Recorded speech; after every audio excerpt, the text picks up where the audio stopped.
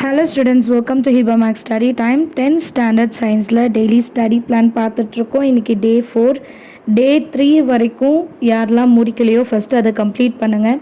நிறைய பேர் கேட்குறாங்க, நான் இப்போ தான் இந்த ஸ்டடி பிளானே பார்க்குறேன், அப்போ நான் என்ன பண்ணுறது, நான் நியூ ஜாயினர், நியூ சப்ஸ்கிரைபர் அப்படின்னு கேட்குறவங்களாம் டே 1லேருந்து ஸ்டார்ட் பண்ணிவிட்டு வாங்க. ஸோ ரெண்டுத்துக்குமே ப்ளேலிஸ்ட் வச்சுருக்கேன். ரெண்டு என்னென்னா சயின்ஸோட ஸ்டடி பிளானுக்கும் சரி, சோஷியல் சயின்ஸோட ஸ்டடி பிளானுக்கும் பிளேலிஸ்ட் க்ரியேட் பண்ணி இந்த வீடியோட டிஸ்கிரிப்ஷனில் கொடுக்குறேன். இனி வரக்கூடிய ஸ்டடி பிளானோட வீடியோஸ்லலாம் அந்த பிளேலிஸ்ட் இருக்கும். ஸோ அந்த பிளேலிஸ்ட்டில் டே 1லேருந்து ஸ்டார்ட் பண்ணுங்கள், எப்போ ஸ்டார்ட் பண்ணும்போதும்.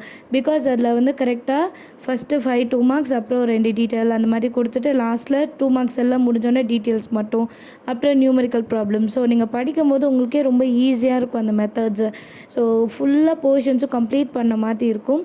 ஸோ நடுவுலேருந்து ஜாயின் பண்ணாதீங்க.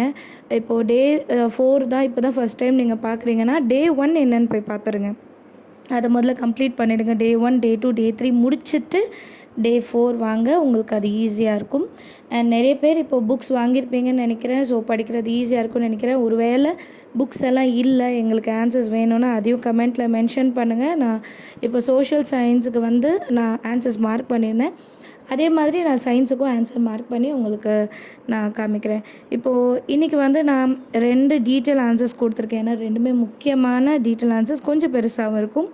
State the universal law of gravitation and derive its mathematical expression. அதுதான் ரொம்ப முக்கியம். ஸோ இந்த மேத்தமெட்டிக்கல் எக்ஸ்ப்ரெஷன் வந்து நீங்கள் மனப்பாடம் பண்ணி தான் ஆகணும். அதுக்கு இம்பார்ட்டன்ஸ் கொடுங்க. சின்னதாக கூட மிஸ்டேக் வராமல் பார்த்துக்கோங்க. Second question, give the applications of universal law of gravitation. அதுவுமே முக்கியமான ஒரு கொஷின் தான். ஸோ அதையும் நீங்கள் பார்க்கணும்.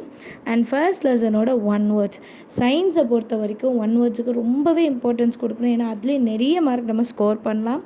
ஸோ ப்ராக்டிஸ் பண்ணுங்கள், டெஸ்ட் எழுதுங்க, கரெக்ஷன் பண்ணுங்கள், ஸ்பெல்லிங் மிஸ்டேக்ஸ் வர்றதை அவாய்ட் பண்ணுங்கள். ஏன்னா அதில் தான் நமக்கு மார்க் ரொம்ப கம்மியாகும். நம்ம படிக்கிறது கூட 2 பாராக படிச்சிடலாம், ஆனால் அதில் ஸ்பெல்லிங் மிஸ்டேக்ஸ் நிறைய பண்ணுறோம்.